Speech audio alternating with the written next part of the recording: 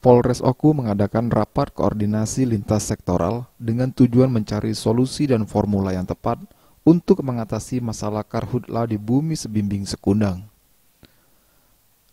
Sejumlah tokoh penting turut hadir seperti PJ Bupati, Kapolres Oku, Dandim 0403, BPBD, Damkar, para camat serta Kades dan Lurah.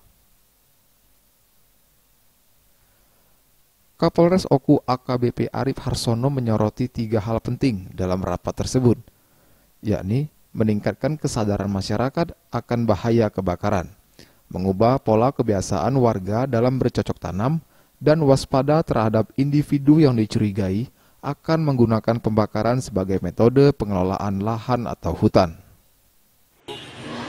Dan jangan sampai nanti diperparah lagi dengan terjadinya kebakaran hutan yang terjadi. Nah, oleh karena itu di sini kami sama-sama meminta dan mengajak dan bersama-sama menyemangati lagi ya, untuk melakukan mitigasi kepada masyarakat agar tidak melakukan pembakaran hutan.